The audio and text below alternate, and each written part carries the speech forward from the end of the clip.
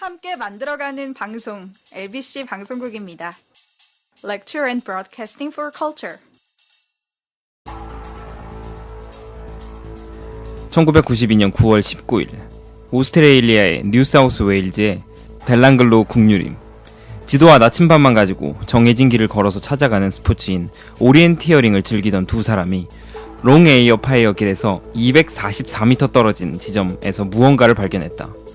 그것은 부패 정도가 심한 배낭 여행자의 시체였는데 1993년 11월 3일까지 더 발견된 시신의 숫자는 6구. 과연 이 사건의 진실은 무엇일까요?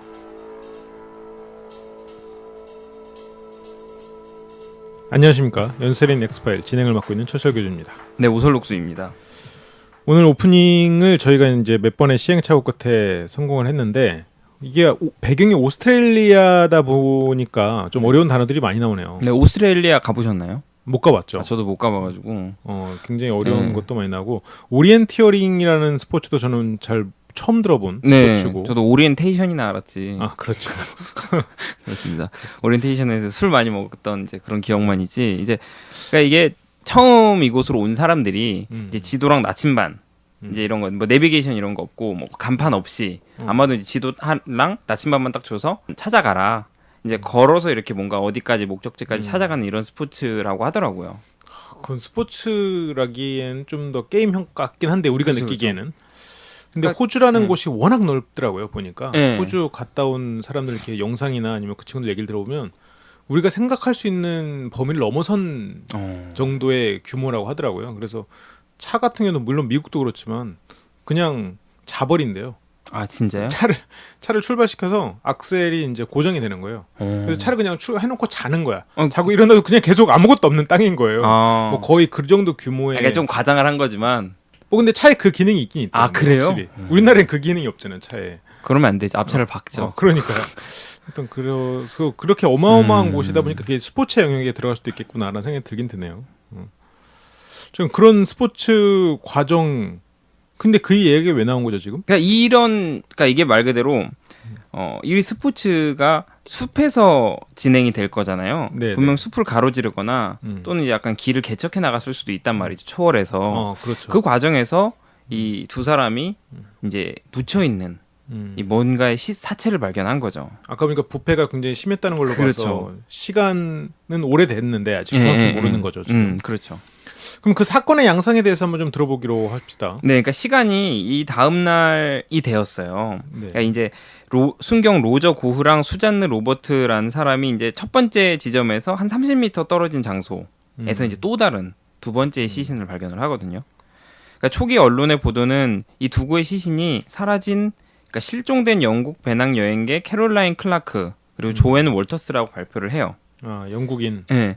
이 사람들이 1992년 4월에 시드니의 교외에 있는 킹스크로스 호텔을 나서서 남쪽으로 향하던 중에 사라진 것으로 이제 추정이 되는 건데 이게 정말 이 두 사람일지는 이 당시 막 발견이 됐을 때는 추정일 뿐 명확한 이제 근거는 좀 없었던 거죠. 실종자 목록과 이제 대비를 해서 그랬다는 거지. 그렇죠. 실제로 사체를 보고 그런 신원이 파악되지는 않는 상태였다라는 얘기 같은데 그럼 사체 상태가 어땠던 거예요? 그러니까 처음에 발견됐었던 오프너에서 말씀드렸던 사체 두 여성이거든요. 이 두 여성의 사체는 정말 심각하게 훼손이 되어 있었고 심장과 폐는 이 자상으로 가득했다 그래요. 그러니까 총에 맞은 흔적과 함께 이 주변에서 많은 양의 탄피도 발견이 됐다라는 점을 말씀드릴 수 있고 그럼에도 이 두 사람이 가지고 있었을 법한 캠핑 장비 이런 개인적인 소지품 그건 이제 근처에서 발견되지 않았던 거죠. 그렇군요. 그게 발견되지 않았다는 거는 다른 곳에서 살해됐을 가능성이 있다라는 그렇죠. 얘기. 그러니까 두 가지 가능성이 있죠. 납치의 지점과 살해의 지점이 달랐을 가능성이 있고 살해의 지점과 유기의 지점이 달랐을 수도 있죠. 그렇군요. 그리고 여기서도 보면 살해 방법이 굉장히 잔인하다는 느낌이 들어요. 네. 총과 칼을 다 썼네요. 그렇죠. 자상이라고 했으니까. 좋습니다. 그러면 여기서 경찰은 어떤 반응을 보였나요? 그러니까 당시에 현장을 조사했던 경찰들이 주변에서 발견되는 어떤 증거도 없었기 때문에 이곳에서의 뭔가 사건이 좀 더 일어날 가능성이 없지 않을까, 높지 않을 것으로 판단을 했어요. 그러니까 이제 여기서 더 이상 우리가 찾을 건 없다. 네. 그러니까 이 연쇄살인범의 가능성을 좀 배제하고 이 사건에만 좀 집중을 해야 되겠다는 생각을 했던 거죠. 근데 그 생각이 어쨌건 틀렸다는 거죠. 그래야 그렇죠. 그렇기 때문에 우리가 지금 이 사건을 다루게 되고 있는 것 같은데 그러면 시신이 더 발견되었다는 얘기겠네요. 네, 그러니까 1992년에 수사상의 성과가 나오지 않고 범인의 그 다른 발자취가 나오지 않으니까 경찰이 다른 범죄 사건으로 관심을 돌려요. 이거 뭐 어쩔 수 없는 부분이니까. 그렇죠. 그런데 이제 1993년 이제 10월 5일경에 다시 이 사건이 주목을 받기 시작하거든요. 그러니까 1993년 10월에 이 지역에 있는 사람이 브루스 프라이어라는 사람인데 지역을 이제 그냥 조사를 하러 나갔다가 이 사람이 좀 뭔가 촉이 있었는지 배낭 여행객 여러 명이 거기에서 이제 실종됐다는 사실을 이제 들었잖아요. 네. 이 사람이 뭔가 촉으로 아무도 모르는 인적이 드문 곳에 감회장되어 있지 않을까. 지난 시간에 저희가 했었던 것처럼 뭔가 얕게 또는 깊게 이렇게 묻혀 있는 게 아닐까라는 생각을 갑자기 딱 하게 된 거예요. 굉장히 뜬금없긴 하네요. 네. 그리고 이제 개간지에 집중을 한 거죠. 개가 나는 장소를 이제 조사를 한 지 얼마 되지 않아서 인간의 두개골, 넓적다리 뼈를 발견하는 일이 일어난 거죠. 결국 그러면 더 많은 연쇄살인이 일어나고 있다는 얘기인데. 그렇죠. 그러니까 같은 숲이었지만 거리가 이제 좀 더 거리가 조금 있는 곳에서 발견이 됐는데 이제 이 사람이 이걸 발견을 했으니까 경찰이랑 함께 현장으로 돌아왔고 두 구의 시신을 이제 발견을 한 거죠.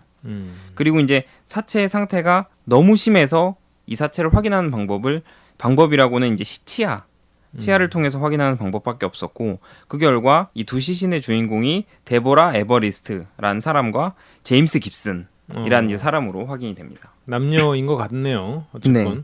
배낭 여행객 살인 사건이라고 이름을 붙여질 법한 사건인데 이게 어쨌든 연쇄살인 사건으로 여기서부터는 알려진 거네요. 그렇죠. 사회적으로 굉장히 충격을 줬을 것 같아요. 이 사건 자체가. 당시에 이게 언론이나 이런 게 굉장히 대대적으로 보도가 됐을 것 같은데 그렇죠. 맞나요? 네, 그러니까 배낭 여행객 살인 사건의 범인을 추적하는 이제 수색 작업이 다시 재개가 됐겠죠. 그리고 이제 이런 재개가 되고 있다는 소식이 또 빠르게 퍼져 나갔을 거예요. 언론이나 지역 주민들한테.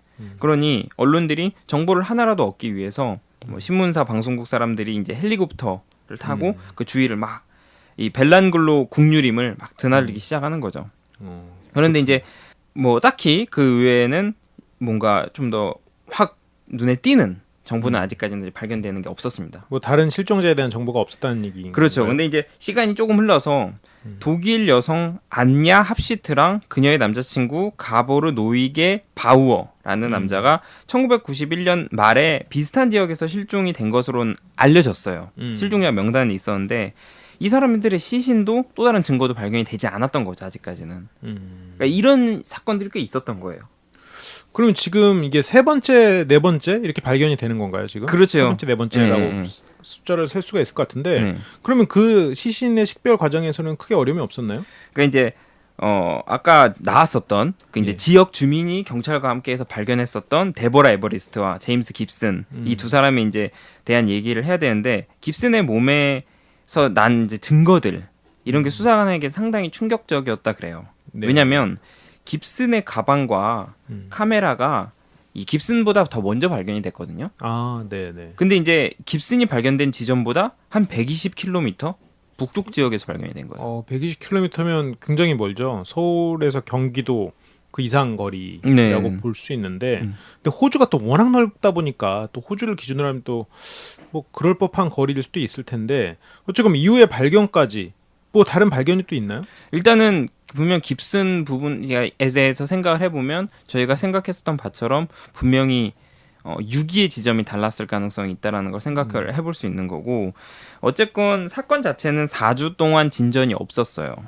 그러던 중에 1993년 11월 1일 저희가 이제 말씀드렸던 11월 3일까지 더 발견된 이야기가 있었다 그랬으니까 네네. 11월 1일에 순경 제프 트리처가 두개골을 숲에서 발견을 해요. 그 두개골이 쉬몬의 시미들이라는 여성의 것으로 확인이 되는데 이 여성이 마지막에 목격된 상황을 좀 더 따라가 보면 1991년 1월 20일 히치하이킹을 하는 과정에서 목격이 됐고 갑자기 사라진 거죠. 핑크색 의류, 이제 옷들도 현장에서 발견이 됐지만 이건 이 여성의 것이 아니었어요. 하지만 이제 조사를 해보니 이게 누구였냐면 아까 저희가 실종자 명단에 있었다고 말했던 네. 안야 합시트의 이제 옷인 걸로 확인이 된 거예요. 안야와 그녀의 남자친구의 시신도 이 근처에 있을 가능성이 대두가 된 거죠. 그러네요. 네. 그래서 조사를 해보니 저희가 이제 그 당시 발견하지 못했었던 안냐와 그녀의 남자친구의 시신 시몬의 이제 해골도 발견할 수 있었다고 합니다. 이게 연쇄살인범이 과연 이 범행을 언제 저지르고 있는 건가? 지금 현재 저지르고 있긴 한 건가? 그거는 저는 모르겠거든요. 네, 완전 의문이죠. 그리고 사체를 뭐 제가 직접 본 게 아니기 때문에 이게 과연 언제 범행이 이루어졌는지도 잘 모르겠어요. 뭐 사체 워낙 또 훼손이 심했다고 하니까 그런 이야기도 이제 계속 나올 것 같은데 이 연쇄살인범에 대한 정체가 밝혀지긴 합니까? 아까 말씀드렸었던 것처럼 이 안냐 합시트 그리고 남자친구 가버노익의 시신이 발견됐을 때 약간 특이점이 발견이 된 게 안냐 합시트의 머리가 네. 수색 과정에서 발견이 되지 않았어요. 그러니까 이제 뭔가 이 부분이 어떻게 된 건지에 대한 경찰 수사진에게 의문을 줬을 거고 시기상 좀 더 짜맞춰 보면 이 두 사람이 사라진 시점이 1991년이에요. 그런데 지금 발견된 시점이 1993년이니까 아마도 이 지금 발견되고 있는 대부분의 시신들이 1991년과 1990년 요 사이에 실종이 되거나 살해가 돼서 이 이후에 한 2년에서 3년 정도 지난 이 이후에 발견됐을 가능성이 높아지는 거죠. 그렇군요. 네. 그렇다면 지금 현재는 범행을 저지르고 있지 않고 있다라고 볼 수도 있는데요. 지금 그 네. 얘기는 또 뒤에서 나올 것 같고 네. 지금 연쇄살인범을 얘기하자면 아무래도 지금 접근할 수 있는 건 희생자의 모습밖에 없잖아요. 그렇죠. 그러다 보니까 이 여러 가지 사건들 희생자들한테 뭐 유사한 점이라든가 아니면 어떠한 아까 자상과 총기 두 개를 다 사용했는데 네. 그 이외에 지금 뭐 다르게 희생자들에게 뭐 고문을 가했다거나 아니면 뭔가 표식을 남겨놨다거나 그런 것들은 혹시 없나요? 그러니까 연쇄살인범이란 가능성을 만들어 준 게 이 여러 가지 유사한 점이 있었다는 거였죠. 그러니까 각각의 몸들이 그 각각의 이제 신체에서 손이 다 이제 뒤로 가도록 한 채 이제 결박이 된 게 확인할 수 있었고 이제 그때 사용한 게 뭐 어떤 특정한 막대기와 피라미드 프레임이라고 이제 됐는데 전 정확히 뭔지는 모르겠어요. 이 피라미드 프레임이라는 것에 의해서 결박이 되고 몸이 덮여 있었다 그래요. 그리고 이제 이게 어떻게 보면은 특정한 지역에서만 이제 확인이 될 수 있는 그런 거라고 하고 그리고 이제 성적인 폭행의 흔적 그리고 같은 무기의 사용이라는 그런 공통점이 있었던 거죠. 범인에 대해서 조사를 해보니까 상당한 시간을 희생자와 현장에서 보낸 것처럼 보였다 그래요. 그래요. 네, 그러니까 이게 이제 살해 진행 중이었는지 살해 후였는지 그것까지는 정확히 모르겠지만 어느 정도 함께 있었던 것처럼 보였다 그래요. 무슨 말이냐면 일종의 시신이 있었던 곳 옆에 시간이 좀 흘렀지만 약간 텐트나 캠프 사이트를 친 흔적이 좀 있었거든요.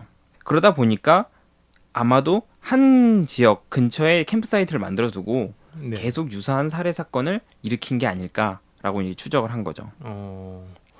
그렇군요. 근데 이게 살해 방법이 저는 개인적으로 궁금한 게 여기서 기록이 어떻게 나 있는지는 모르겠는데 총을 쓰고 자상이 있었다고 하면 자상이 먼저였을까 총기가 먼저였을까 저는 이게 굉장히 중요할 수 있다고 맞아요, 생각하거든요. 맞아요.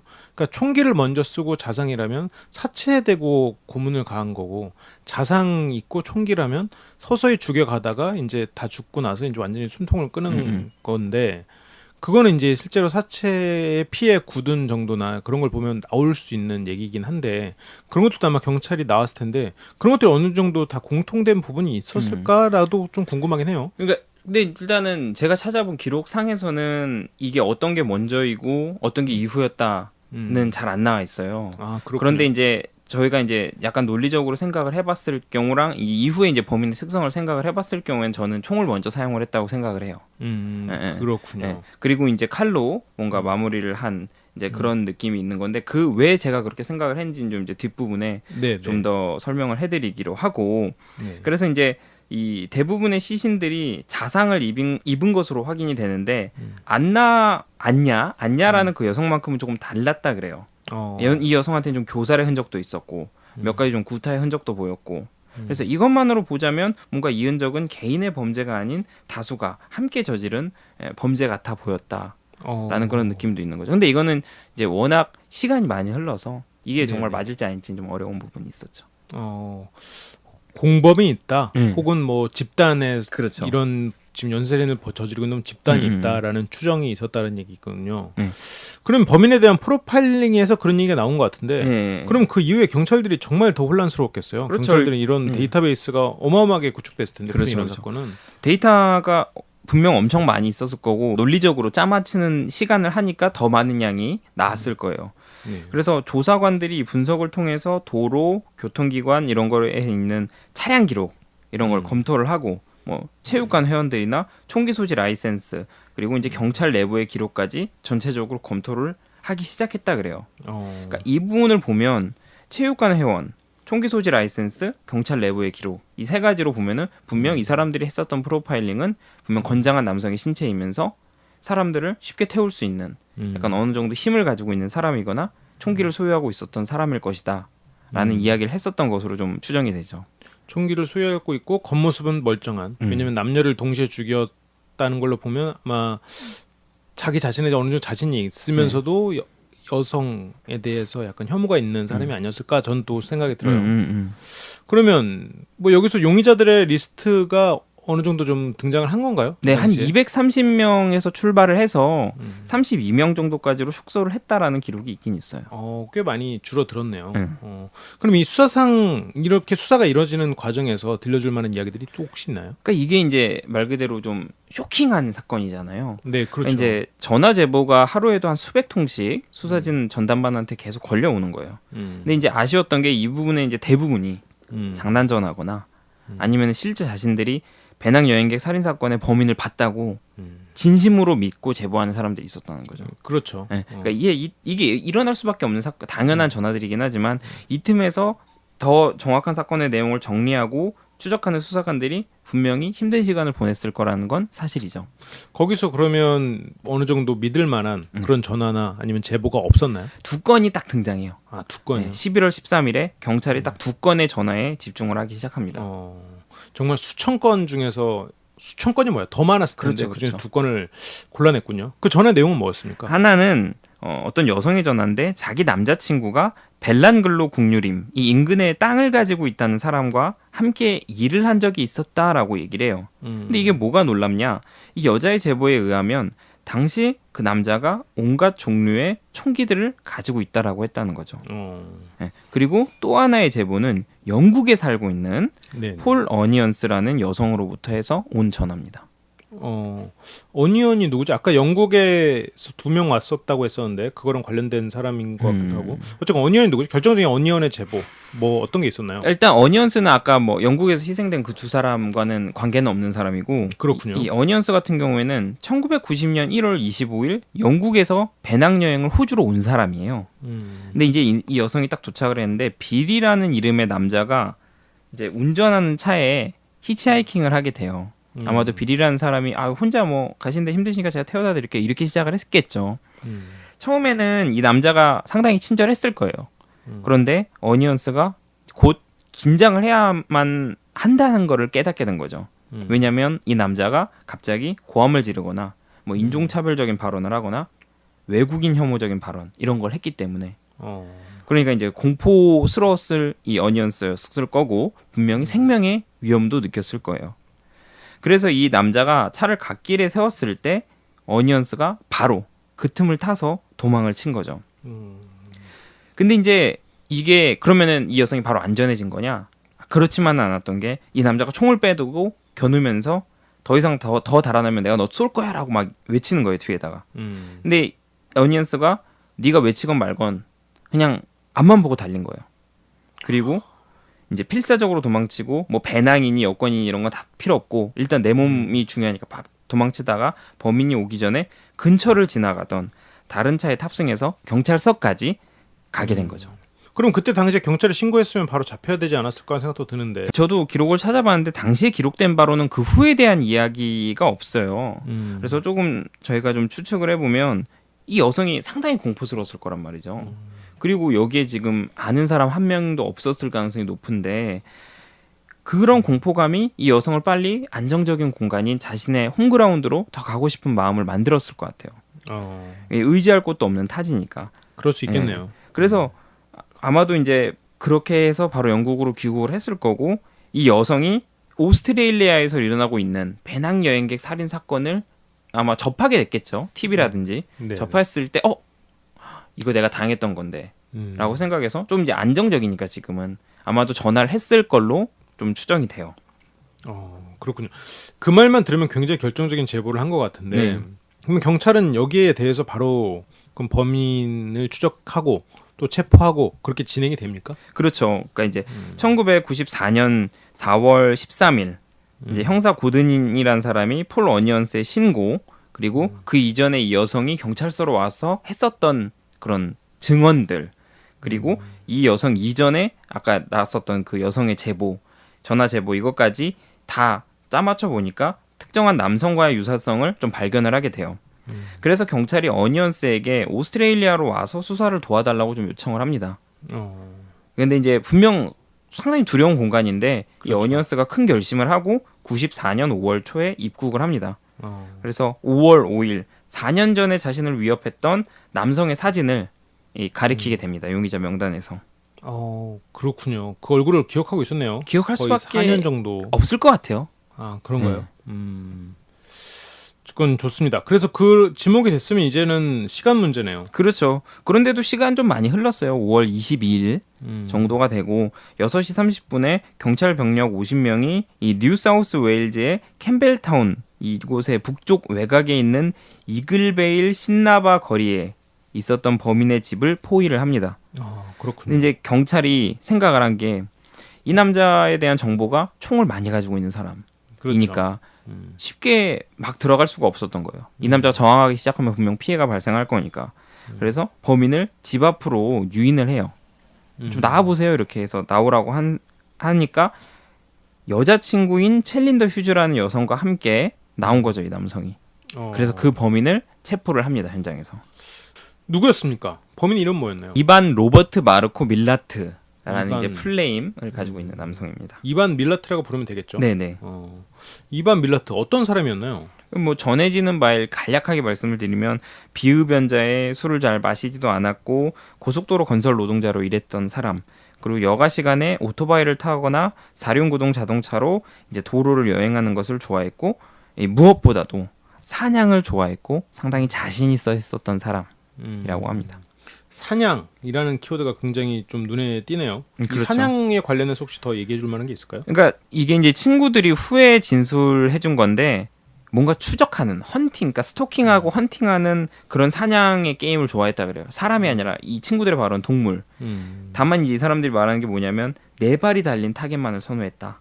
그들이 이제 잘 몰랐던 거죠. 그렇죠. 사람은 네. 사람도 공격을 했으니까. 네.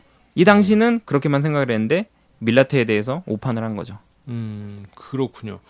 밀라트 이 가족에 대해서 먼저 좀 알고 그다음에 어린 시절 뭐 이런 쪽으로 좀 알아보면 좋을 것 같은데 그럼 친구들의 증언은 어쨌든 4발 달린 타겟을 선호했다. 가족들은 어떤 사람들이었나요? 일단 아버지 같은 경우에는 1차 세계대전에서 영국 군인으로 참전했고 군인이구나. 네. 또. 상당히 긴 시간을 부두 노동자로 근무를 합니다. 그리고 이제 일주일 내내 일할 만큼 정말 바빴다 그래요. 네. 근데 이제 뭐 증언들을 좀 따라가면 아버지는 엄격했지만 그래도 공평했어요 라고 이제 형제였던 왈리 밀라트라는 사람이 이런 얘기를 했고 또는 또 다른 이야기는 만약 당신이 집에 와서 문제를 일으키거나 집안의 규율을 어겼을 때 여지없이 그의 주먹에 맞아야만 했을 겁니다 이런 얘기. 근데 여기서 주먹에 맞아야 했다는 표현이 약간 아이언 피스트라는 얘기를 해가지고 정말 실제로 주먹에 맞았을지 아니면 아버지가 규율로서 이렇게 뭔가 짓누르는 철권 통치를 의미하는지는 좀 여러 가지 내용이 있을 겁니다. 그렇군요. 철권 통치였을 수도 있겠네요. 네. 굉장히 어쨌건 완고하고 강압적인 아버지다라고 그렇죠. 기억을 하고 있으면 될 것 같아요. 네. 이반이 4살이 되던 해 아버지가 정원사가 되기로 결심을 해요. 약간 이제 이 정원사라는 개념이 어느 집에 들어가서 정원사가 아니라 약간 자영업을 하겠다는 생각으로 마음을 굳힌 것 같아요. 그래서 온 가족이 아침에 이제 막 물을 길고 바쁘게 움직일 정도로 아버지의 일을 도왔는데 그럼에도 이게 사업이 성공적이지는 못했던 거죠. 그렇군요. 가난한 삶을 살았네요. 네. 아버지는 어쨌건 영국 군인이었고 그렇게 멋져 보였지만 실은 어느 노동자의 이제는 가난한 삶을 살고 있는데 그래도 이제 7일 내내 부부가 거의 같이 일을 하니까 어떻게든 애들을 키울 수는 있었다. 키우는데 네. 어려움은 없었다라는 이제 뭐 표현을 합니다. 그래요.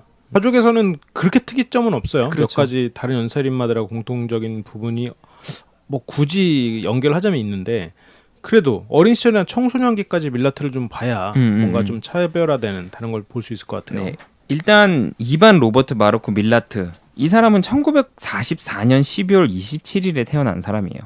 오스트레일리아에서 태어났고 무려 14명의 형제들 중에 한 명이었어요. 아, 그렇군요. 네. 부모님이 기억도 못 했겠네요. 네, 유고슬라비아 이민자 가정이었다 그래요. 음. 근데 이제 후에도 이 가족들이 이반 밀라트에 대해서 언급하기를 인터뷰를 요청하니까 언급하기를 상당히 조심스러워했다. 이런 기록을 볼 수 있고 형 보리스의 이제 인터뷰 기록을 통해서 좀 보면 약간 반사회적 성격 장애가 있었던 것으로 보였다라고 형은 얘기를 해요. 상당히 어린 시절부터 그런 조짐이 있었고 뭔가 무법자스러운 모습이 있었다라는 이야기를 합니다. 그렇군요. 어떤 외모였어요? 근데 이제 밀라트는 그래도 정말 약간 이제 핸섬한 얼굴, 약간 근육질의 소년, 그리고 특히 초용을 이용한 사냥을 즐기는 소년이었다 그래요. 그리고 이제 외모를 가꾸는 것을 상당히 좋아했다 그럽니다. 그래서 이제 실제 사진을 보시면 약간 몸집이 좀 있고 수염이 좀 나 있는, 수염을 좀 멋있게 이렇게 좀 기른 그런 인상이라는 걸 좀 알 수 있습니다. 그렇군요. 어떻게 총 쏘는 법을 어렸을 때부터 배웠나 봐요. 이게 그러니까 주변에서 그러니까 제가 호주를 한 번도 가본 적이 없는 사람이어가지고 잘 모르겠는데 약간 이제 이 당시 시기에만 해도 약간 취미 그런 사냥에 대한 취미나 약간 지역 상황이 그런 게 있었나 봐요. 총을 해서 사냥을 하는. 그렇군요. 그래서 이제 총 쏘는 법을 어렸을 때부터 배우기도 했다 그러고. 근데 이제 뭐 이반의 경우에는 진학을 하지만 15세에 학교를 떠나서 결국에는 이제 일을 시작을 한 거죠. 어떤 일을? 건설 현장에서 일을 하는데 왜냐하면 이제 가족들이 돈이 필요하니까. 분명히 이제 이 14명의 아이들이 장성할 때 들어가는 비용은 어렸을 때의 비용보다 많아질 거잖아요. 그 돈이 필요한 거니까 학교보다는 이제 일터 이런 걸로 나가야 했고 그 와중에도 뭔가 총과 칼 이런 거는 이반 밀라트와 그 형제들이 즐길 수 있는 어떻게 보면 사냥이라는 취미 수단이 된 거죠. 아, 그 형제들도 그렇게 막 온순한 사람들은 아니었나 봐요. 네. 이 형제들 자체가 이웃들에게 약간 좀 무법자라는 악명을 들을 정도로 좀 겁이 없는 행동을 많이 했다 그래요. 사람들을 약간 괴롭히고라기보다는 겁이 없는 행동을 많이 했는데 그래도 이 가족들이 자식들의 그런 무법 행위로 인해서 발생하는 경찰들의 방문 이런 거에 대해서 막 항거하거나 하진 않고 이제 참고 또 열심히 자식들을 그래도 좀 올바른 길로 이끌어 가려고 했었던 모습이 있다라는 이제 내용을 확인할 수 있습니다. 밀라트는 뭐 폭력이나 뭐 절도 이런 걸로 경찰 아니면 뭐 이런 신세를 진 적은 없나요? 근데 밀라트는 형제들보다 좀 더 했어요. 그래서 아까 더 형이 그런 기록을 말한 것 같은데 여전히 사회적으로 문제를 일으키고 다녔어요. 나이가 17이 넘어서도 경찰서와 법원을 들락날락거렸고 주거 침입, 차를 훔치는 그리고 강도 행위 이런 게 이제 거의 막 일상 같아 보이는 거죠. 에서 어쨌건 주거 침입과 강도 뭐 점점 스케일이 커진다고 생각해 볼 수도 있을 것 같은데 지금 우리는 연쇄살인까지 저지른 사람이라는 걸 알고 있지만 네. 이것만 봤을 때도 굉장히 중범죄에 가까워지고 있다라는 생각이 드는데 1971년에 밀라트가 2명의 히치하이커를 자기가 이제 무장한 상태로 협박하고 습격해서 강간을 시도한 혐의로 재판에 회부가 되거든요. 근데 이제 검찰이 이 사람을 놓아줄 수밖에 없었어요. 왜냐하면 재판부를 설득할 만한 이런 입증 과정이 이루어지지 않았기 때문인 거죠. 그래서 범죄에 대한 혐의는 뭐 오해라고 이제 알려진 다양한 사건들도 있었지만 그럼에도 불구하고 밀라트는 약간 이제 그래도 지역에서는 어느 정도 그게 존중받는 존재였다 그래요. 겉모습 일단 번들을 하고 네, 그리고 뭐, 형제 자체가 이제 기반이 돼 그렇죠. 있었을 테니까 약간 좀 강력한 형제들이었으니까 그냥 그리고 이제 여전히 이 사람 같은 경우에 흡연, 뭐 음주 이런 걸 안 하고 나름 부모도 열심히 모시는 사람이었다 그래요. 아, 문제는 일으키지만 이게 이 사람을 집안 이렇게 들어가서 보면 뭐 그래 술 담배도 안 하고 뭐 술 담배 한다는 게 나쁜 뜻이 아니라 술 담배도 안 하고 부모도 극진히 모시는 사람이니까 아 그래 뭐 문제는 일으키지만 그래도 나쁜 놈은 아니구나 이렇게 생각을 했었던 게 아닐까 지역 사람들이 당시에. 뭐 그렇군요. 근데 아까 보니까 여자친구도 있는 것 같던데. 그렇죠.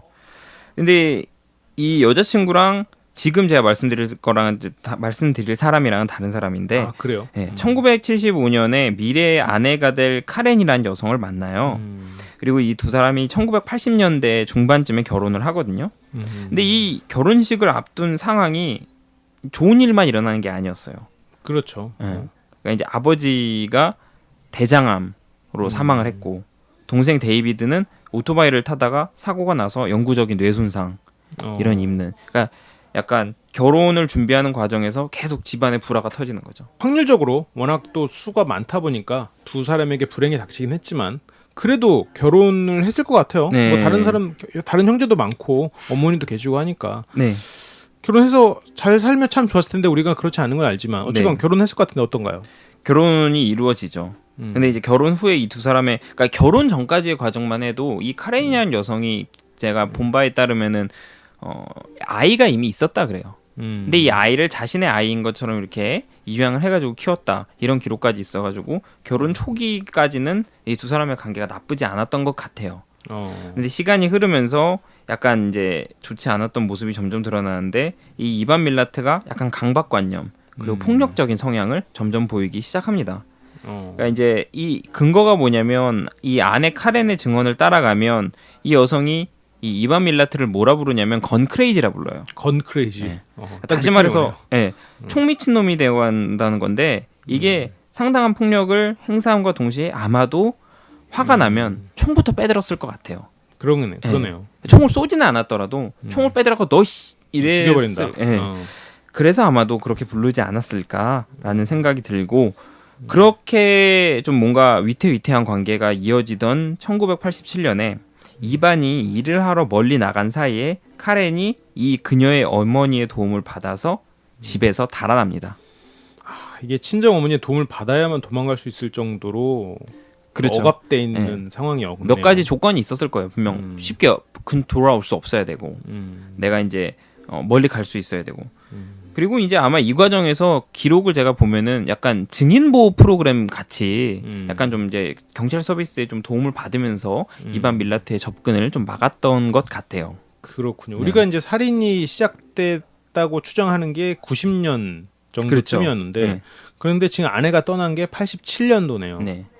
그 사이에 좀 공백이 있긴 하지만 이게 굉장히 트리거가 됐다라고 볼 수도 있겠네요. 혼자 남았다라는 사실 그리고 이제 어떻게 보면 배신을 당했다 그런 생각이 이 사람이 이제 연쇄살인범이 돼서 사회에 등장하는데 분명히 이 잠재적인 요인들을 팍 터트리는 촉발제가 됐지 않았을까라는 생각을 좀 해줄 수 있을 것 같아요. 그렇군요. 우리가 이제 연쇄살인마가 되기까지의 밀라트의 삶을 봤는데 그럼 체포 이후에 밀라트는 어떤 모습을 보였나요? 내가 죽였다. 딱 그렇게 자백을 하나요? 그렇게 안 하죠. 안 하는군요. 거짓말로 일관을 합니다. 총기 소유의 사실과 빌이라는 가명을 난 쓴 적이 없다. 이렇게 이제 계속 주장을 하는데 그의 집을 수색하면서 나온 증거들이 뭐 이 사람의 주장을 허물기에는 너무 충분했어요. 그렇군요. 네. 일단 총이 나왔겠죠. 그렇죠. 어니언스를 위협할 때 사용했던 459경 권총에 필요한 총알이 뭐 한 박스나 나왔고 뭐 물론 이게 이 당시에 뭐 이 근처에 사는 사람이 다 가지고 있을 거야라고 주장을 했다 해도 30cm의 칼 그때 이제 실제 범행에 사용됐을 것으로 추정되는 네. 칼, 그러니까 사이즈가 딱 맞는 칼 그리고 캠핑과 관련된 물품들도 나온 거죠.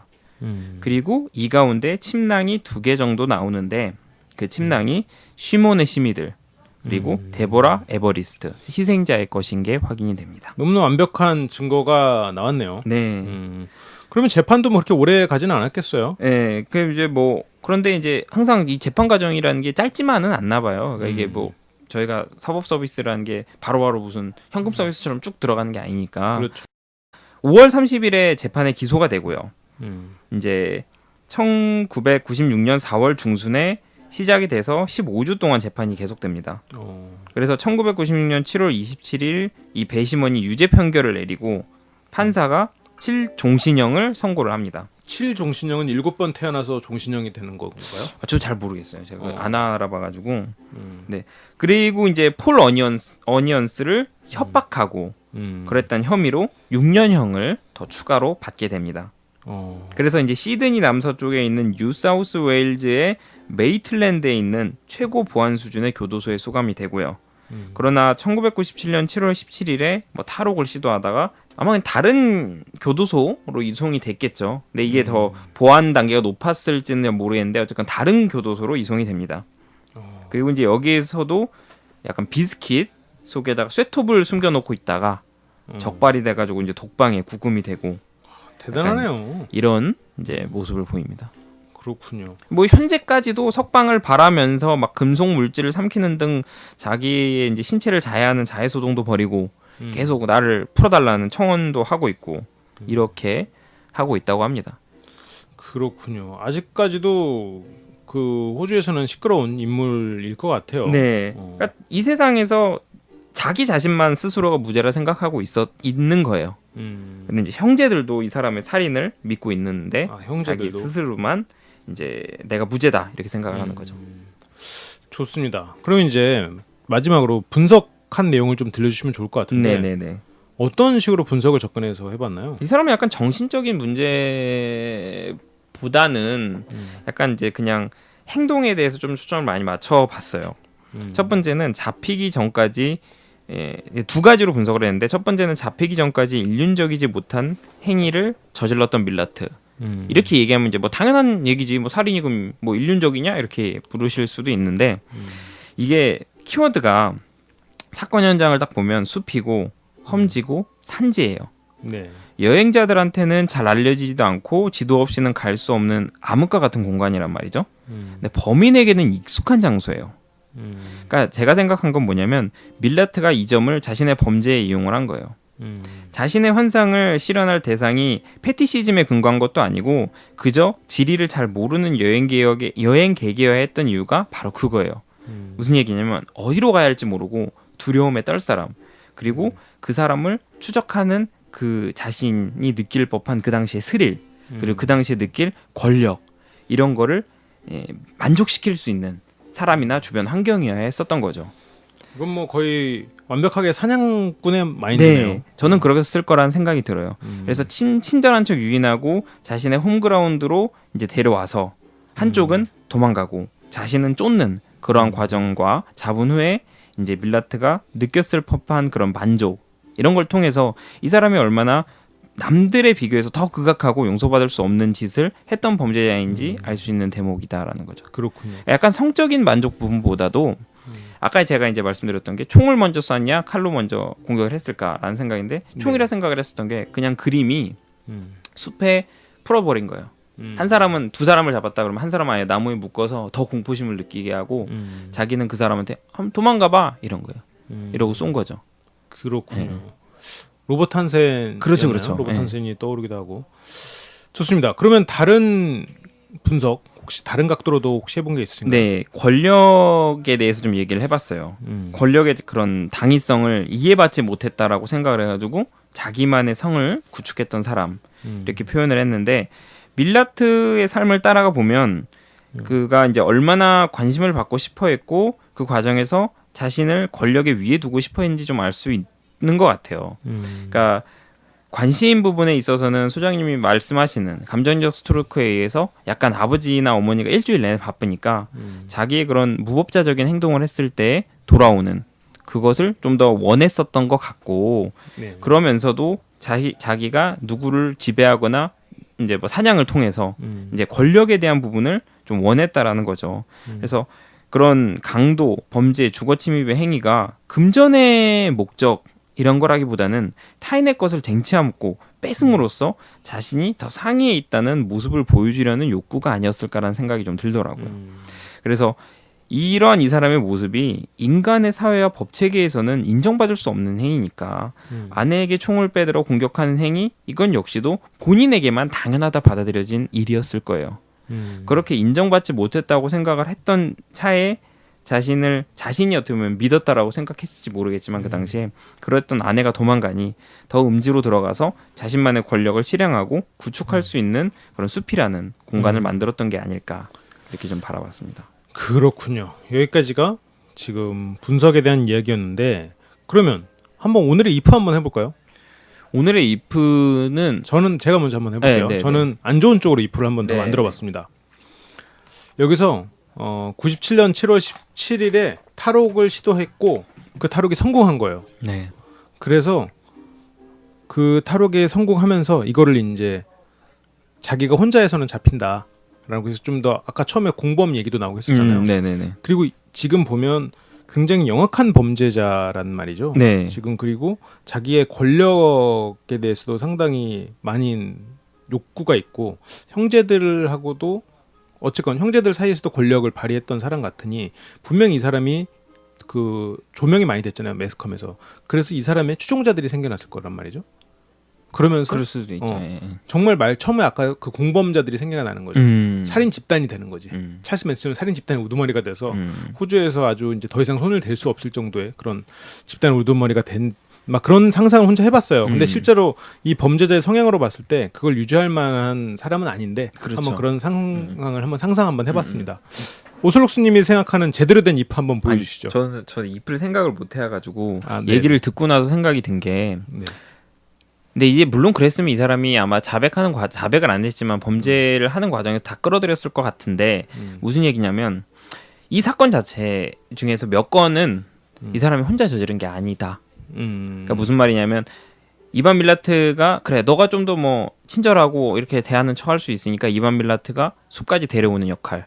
숲에 딱 데려오면 못해도 한 세네 사람, 세 사람이 총이나 칼을 들고 대기를 하고 있는 거죠. 그러니까 사냥이라는 게임을 즐기기 위해서 일종의 이 사람만의 사냥 커뮤니티가 거기서 준비하고 있는 거예요. 그러니까 사냥을 즐기다 보니까 아 이제 동물은 재미없어. 뭐 이런 쪽에서 시작이 돼가지고 여러 사람이 범죄에 가담을 했는데 실제로 증거는 이반 밀라트만 다 갖고 있었던 거예요. 총도 이반 밀라트가 많으니까 다 준비해 준 거고. 만약 그래가지고 이반 밀라트가 소위 말해서 버려진 거라면 이런 생각이 좀 들긴 들더라고요.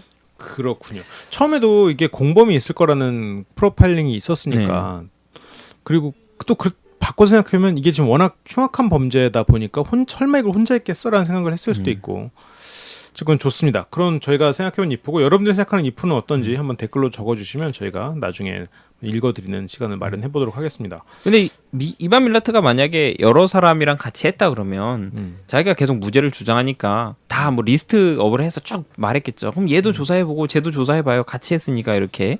근데 내가 무죄를 주장하는 입장이면 그렇게 안 할 것 같아. 이미 누군가를 한 명 끌어들이는 순간 내가 무죄를 주장하기가 더 어려워지잖아요.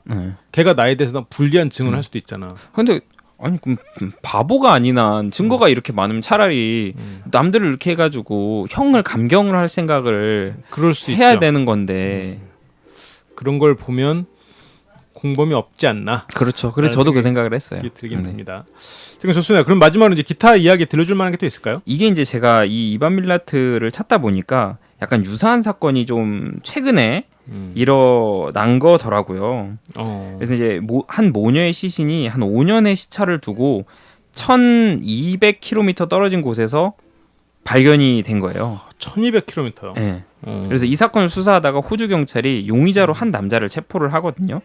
이 사람이 이제 데니얼 홀듬이라는 사람인데 이게 5년 전에 발생한 것으로 추정되는 칼리 제이드 피어스 스티븐슨 살해 사건 용의자로 29일에 시드니에서 북쪽 150km 떨어진 메이틀랜드 지방법원에 출두를 하거든요. 그것 때문에. 네네. 근데 이제 홀든의 혐의에 피어스 스티븐슨 외에 사망 당시 두 살인을 저지른 이 두 살인 그리고 이제 딸을 살해한 혐의는 추가되지 않았던 거예요. 아 그래요? 네. 이제 뭐 보면 홀든과 피어스 스티븐슨이 어떤 관계였는지 경찰이 뭐 밝히지 못했다. 이래가지고 이제 뭔가 답보 상태에 있다가 또 다른 시신이 발견이 되고 5년 뒤에 이 뭔가 그 거리가 1200km 떨어진 곳이니까 이게 심지어 이 남호주의 한 고속도로변에서 옷가방에 담긴 채 발견이 되거든요.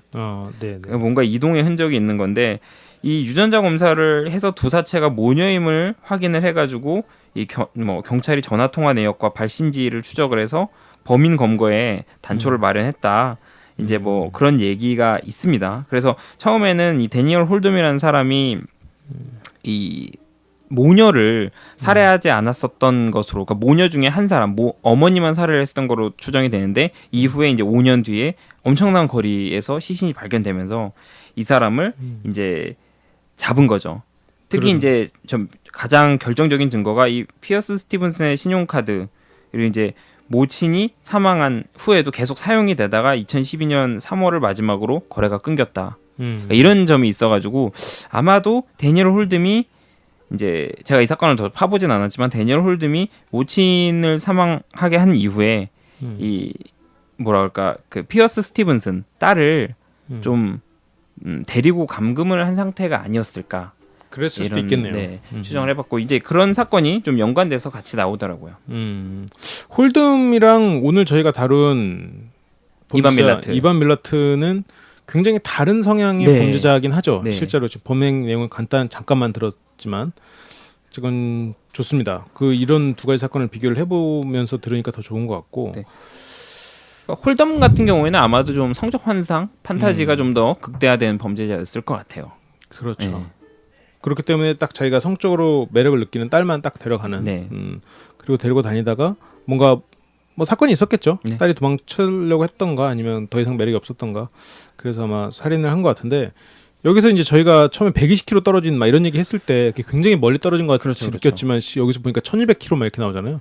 그러니까 호주의 규모는 우리가 생각하는 규모로 생각하면 안 된다는 느낌이 또 좀 들기도 하네요. 그러니까 120km라고 해봤자 1시간 빨리 달리면 1시간면 가잖아요. 120km로 밟으면 그렇죠. 120km로 1시간 가면 딱 걸리는 거니까. 그렇죠. 엄청 빠르네요. 120km면 그렇게 빠른 건 아니죠. 그런가요? 고속도로에서 좀 빨리 달리는 정도. 비행기 소리 나던데. 네. 창밖에 이렇게 손을 내밀면 좋은 기분이 들죠. 네. 어쨌건 알겠습니다. 저희가 준비한 연슬의 엑스파일 110화인가요? 110화 여기까지입니다. 110화입니까? 네, 110화일 거예요. 네. 아 그래요? 잘 기억이 안 나요. 맞습니다. 네, 알겠습니다. 아니면 109화 아닙니까? 아님 말고요. 네. 109할 수도 있어요. 네. 저희 스피노프 방송 범죄를 적는 능력자들 그리고 오슬록스님이 야심차게 준비해서 지금 굉장히 인기리에 방송되는 3-4만 그럼요. 3-4만 장난 신이야. 아닙니다. 정말 네. 삼삼합니다.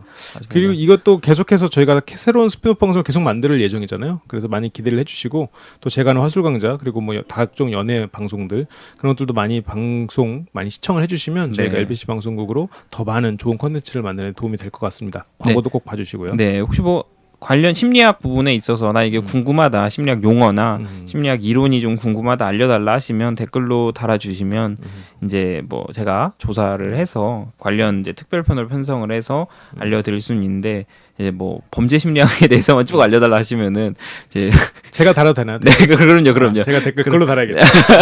범죄 심리 궁금하다고. 알겠습니다. 네. 그리고 다음 주는 제가 생각을 한 게 좀 다룰까 말까 고민 중이긴 한데 사가와 이세이를 다뤄보려고 해요. 그렇게 그냥 딱 공개해도 되나요? 네. 워낙 유명한 인물이긴 하니까. 사가와 이세이는 어차피 설명을 하면 그리고 실제로 사건에 대해서 설명할 게 없는 게 이 사람이 한 건만 저질렀기 때문에 네, 그 한 건이 워낙 커서 하는데 사가와 이세이를 좀 다뤄보면 어떨까 생각을 좀 해보고 있습니다. 네, 알겠습니다. 생각이니까요. 안 다룰 수도 있어요. 안 다룰 수도 있어요. 네. 그러면 저희는 이제 다음 시간에 돌아오기로 하고 뭐 끝으로 할 말씀 있으신가요? 없습니다. 네. 제가 출간한 책 마음을 훔치는 대화법도 꼭 사서 읽어주시면 감사하겠습니다. 네. 그럼 저희는 다음 시간에 돌아올게요. 지금까지 철철교주였습니다. 네, 고생하셨습니다.